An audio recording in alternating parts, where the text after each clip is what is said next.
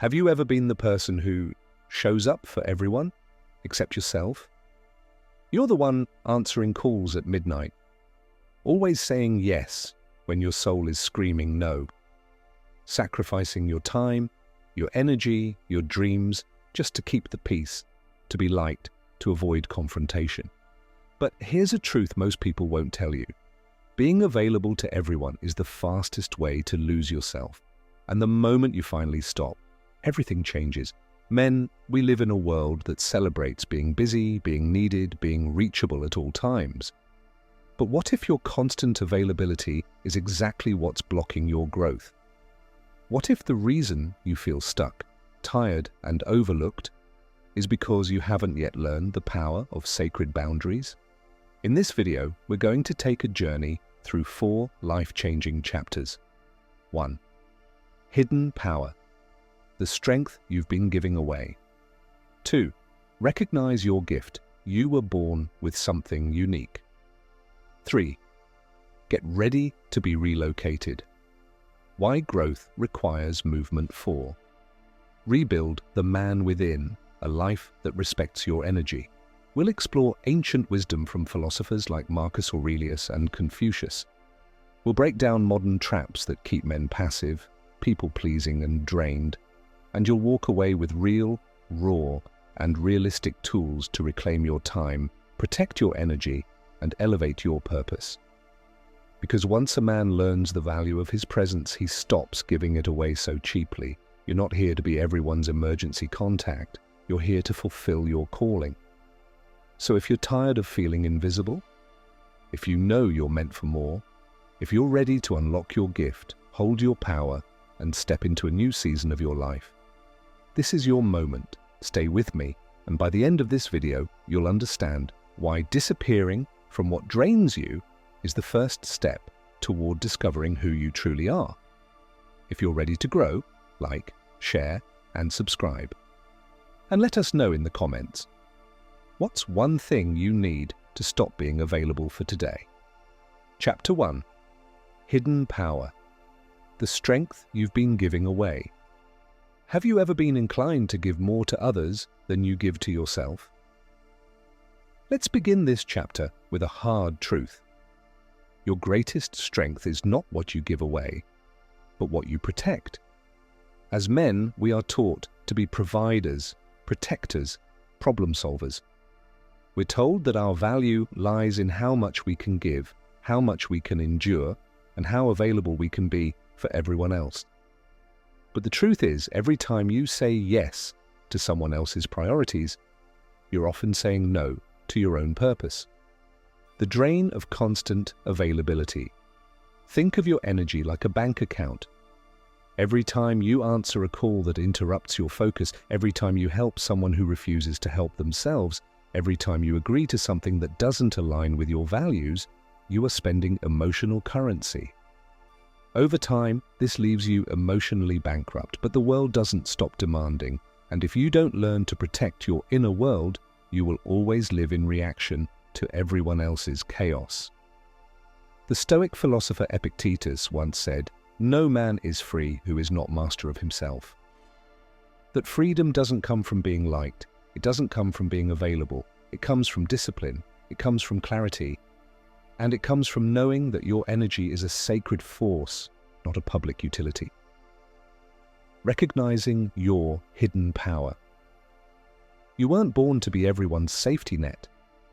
You were born with potential, a hidden power to shape your environment, to lead, to build, to create, and to transform. But here's the painful part. You cannot build a kingdom if you're always distracted by everyone else's village. This hidden power is your focus. It's your emotional discipline. It's your ability to walk away from what no longer serves your future. It's in your silence. It's in your refusal to argue about your worth. It's in your decision to retreat, recover, and re-emerge stronger. The man who protects his peace holds a quiet power, and the world eventually starts to notice. The problem with being too accessible. When you're always available, people stop valuing your presence. They expect it, they assume it, and worst of all, they begin to take it for granted. And let's be honest, you've done it too. You've been the one who made time for people who wouldn't do the same for you. You've overextended yourself in hopes of being seen, being loved, or being needed. But men, let me remind you of this. If you have to shrink to be accepted, you were never truly accepted. If you have to be endlessly available just to feel significant, you've lost your center. The discipline of boundaries. The most successful men in history were not the most available. They were the most focused, the most guarded, the most mission-minded. Nelson Mandela spent 27 years in prison, not chasing validation, but building his internal strength. Marcus Aurelius, while ruling the Roman Empire, journaled daily, not for praise but to remain grounded. They understood something that too many modern men forget. You must learn to say no without explaining yourself. That's how you protect your power. Start being unavailable for drama. Unavailable for one-sided relationships. Unavailable for guilt trips, distractions, and empty conversations. Every no to nonsense is a yes to your destiny. The shift that changes everything. When you stop being available, something powerful happens. You start to hear your own voice again. You remember what you want, who you are, and where you're going. You start creating instead of constantly reacting. You begin to move with intention instead of guilt. This is not selfishness, this is stewardship. You are not abandoning others, you are finally showing up for yourself. Let that sink in. Because once you protect your space, your time, your vision, you become unstoppable. The real shift isn't just about disappearing from what drains you, it's about reappearing in the spaces that build you. Drop comment. What's the habit draining your energy? Chapter 2. Recognize your gift. You were born with something unique. Have you ever been inclined to overlook your own gift while admiring everyone else's? In a world that constantly shouts, posts, flaunts, and performs, it's easy to forget that what makes you powerful is already inside you. Too many men spend their lives imitating, comparing, and chasing approval, never realizing that they were born with a seed of greatness uniquely assigned to them. But here's the truth. You cannot copy your way to purpose, and you'll never feel fulfilled trying to live someone else's calling. What is a gift? Your gift is not just your talent. It's not always loud, it's not always glamorous. Sometimes your gift is your ability to endure. Sometimes it's how you see patterns no one else sees. It could be the way you listen, lead, build, teach, fix, protect, or inspire. Your gift is the thing you do naturally that brings life to others and meaning to you. Frederick Douglass once said, "It is easier to build strong children than to repair broken men." But how do you build a strong man? You teach him how to recognize his own gift, early, boldly, and with conviction. Because the moment a man sees his gift, he stops chasing validation and starts creating value. The danger of distraction. Too many men are gifted but distracted. They have the vision, the calling, the ability, but they waste it chasing things that don't match their purpose. How many gifted men are trapped in dead-end jobs because they were told security matters more than calling? How many fathers, brothers, sons have dreams that died in silence because no one ever taught them that their gift matters? Distraction is a thief. Comparison is a killer. But ignorance of your own power, that's the most dangerous of all. Because the enemy of your purpose is not failure, it's forgetfulness. You forgot you were chosen for something specific. You forgot your perspective is rare. You forgot your hands, your voice, your story. They carry weight. It's time to remember. The process of discovery. So how do you begin to recognize your gift? 1. Pay attention to what you do effortlessly. What do people thank you for? What feels natural yet powerful when you do it? 2. Observe what burdens you deeply. Your gift is often hidden in your pain. What breaks your heart that others ignore? Your gift may be the solution to that problem. 3. Think back to childhood. Before the world told you to be realistic, what came alive in you? That pure passion, untouched by shame or pressure, is a clue. Albert Einstein said, "Everybody is a genius, but if you judge a fish by its ability to climb a tree, it will live its whole life believing it is stupid." How many of us have been judged by the wrong standard? How many men are drowning in silence because they were never given permission to honor their uniqueness? That permission begins today, the burden of a gift. Here's the part no one tells you. Your gift will cost you. It will isolate you. It will test you. It will frustrate you. Why? Because your gift will often place you in rooms your character is still learning to handle. It will stretch you before it rewards you. It will require discipline, sacrifice, and endurance. But don't let that stop you, because your gift is the key to your legacy. It's how you feed your family. It's how you bless your community. It's how you make your mark in a world full of noise. And most importantly, it's how you find your peace. Real men build from the inside out. Every man you admire didn't get there by chance. They discovered their gift and then built a life around it. David, before he became a king, was a shepherd. His gift was not just his sling, it was his faith, his resilience, his courage under pressure. Muhammad Ali wasn't just a fighter. His gift was his spirit, his confidence, and his refusal to be silenced. Malcolm X didn't start with a stage, he started with a fire in his mind, and he cultivated that until the world couldn't ignore it. So let me speak directly to you. You don't need permission to walk in your gift. You don't need applause. You don't need agreement. You just need the courage to trust what's already inside of you. You are not here by accident. You are not empty. You are not replaceable. There is something in you this world needs. And when you stop being available to everything else, you'll finally have the space to see it clearly. Drop a comment below. I honor what's already inside me. Chapter 3. Get ready to be relocated. Why growth requires movement.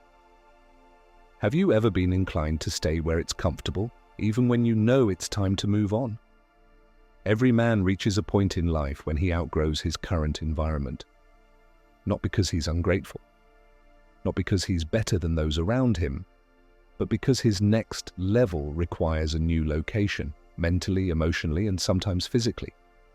This chapter is not just about travel or geography.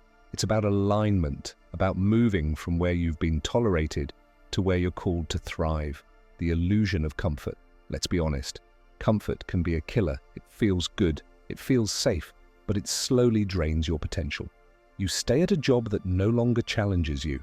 You remain in circles where no one grows. You keep routines that no longer feed your spirit. But here's the truth. Ships are safest in the harbor, but that's not what ships are built for. William G.T. Shedd. You were not built to stay stuck. You were built to move, to evolve, to stretch, to risk, and to relocate, mentally and spiritually.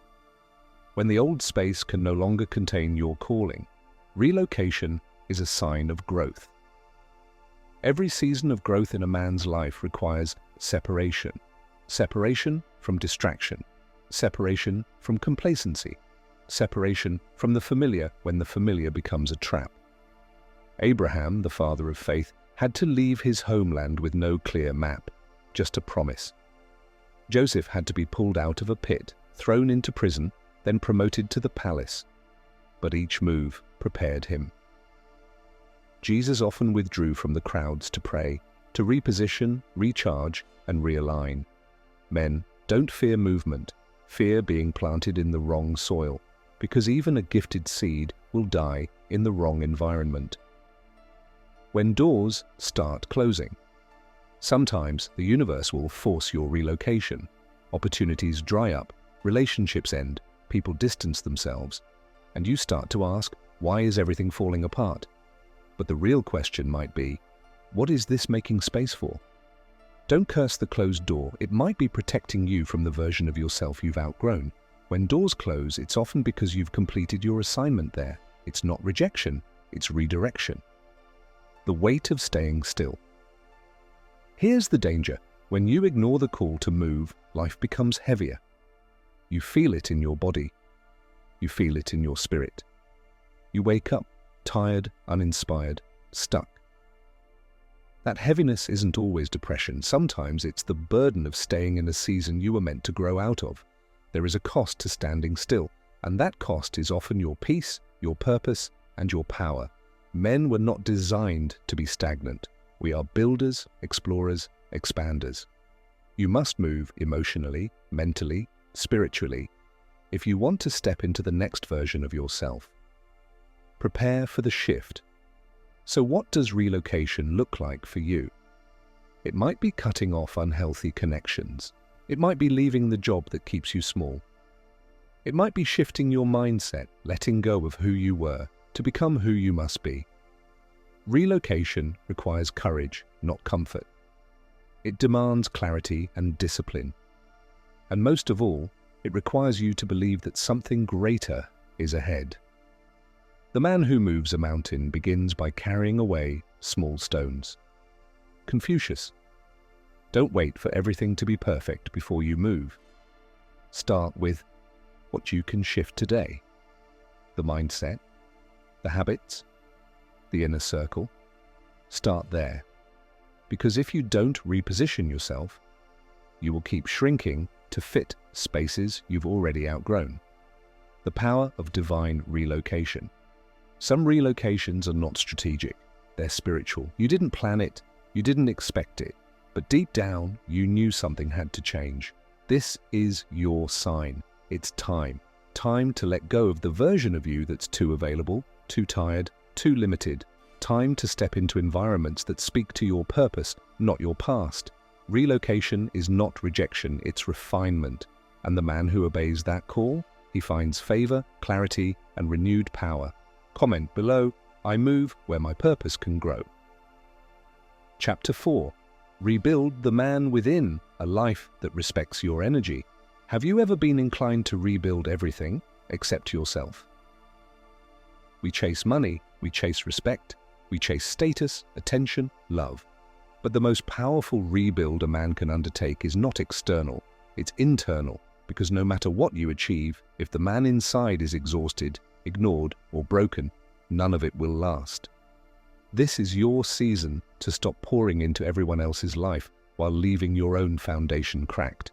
This is the time to rebuild the man within. Why you feel burnt out. Let's be real, most men aren't lazy, they're just drained. They've been operating on low emotional fuel for years, carrying expectations they never agreed to, sacrificing themselves for people who don't reciprocate, saying yes when they needed to say, I need time. You don't need more hustle. You need healing. You need alignment. You need a blueprint for becoming the man who respects his own energy first. Because the most dangerous thing in the world isn't a weak man, it's a strong man who doesn't know when to rest. Energy is sacred. Your energy is your currency. Where you invest it determines your returns. And right now, too many men are going bankrupt emotionally, mentally, spiritually. Think of great men in history. They all protected their energy. Marcus Aurelius wrote his thoughts in solitude to anchor his mind. MLK recharged in prayer and deep study. Kobe Bryant was militant about rest, recovery, and focus. These men understood. If you want to go far, you must travel light. That means dropping what drains you. You can't give your best when you're always in survival mode. You can't build anything strong from an empty soul. The inner fortress. Rebuilding the man within means creating an inner fortress, a mental and emotional stronghold that the noise of the world cannot shake. Start with these 3 pillars. 1. Discipline over emotion. Your feelings may shift, but your mission should not. Rebuilding means doing what must be done, even when you don't feel like it. 2. Stillness over busyness. You're not more valuable because you're constantly moving. Stillness reveals what noise covers up. Make time for silence. 3. Standards over approval. Stop trying to be liked by everyone. Respect is built by consistency, not popularity. Set your standards high and live by them quietly and powerfully. When a man holds these three, he becomes unshakable. Boundaries are not barriers, they're blueprints. Rebuilding means choosing boundaries that protect your time, energy, peace, and purpose. Stop explaining why you can't attend every event. Stop apologizing for choosing rest. Stop giving access to people who only take. Because what you allow, you teach. And what you tolerate, you endorse. You teach the world how to treat you by how you treat yourself. Rebuilding is not selfish, it's preparation for legacy and the return of power. Here's what happens when you rebuild the man within. Your decisions get clearer. Your circle gets smaller but more valuable. Your peace becomes non-negotiable. And your presence speaks before you even open your mouth.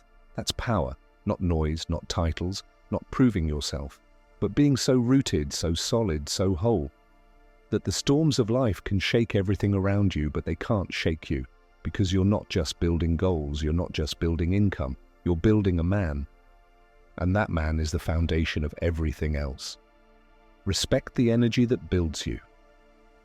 As you move forward, take this truth with you. You will never become what you're called to be if you keep abandoning yourself to fit in. You don't have to do everything. You don't have to be everywhere, but you must protect your inner life like your future depends on it, because it does. Rebuilding isn't a one-time fix. It's a lifestyle. It's a daily commitment to choose growth over guilt, purpose over pressure, and peace over performance. You owe yourself that level of care. Not just for you, but for everyone depending on the strongest version of you to show up. Comment below. Build the man you want to become.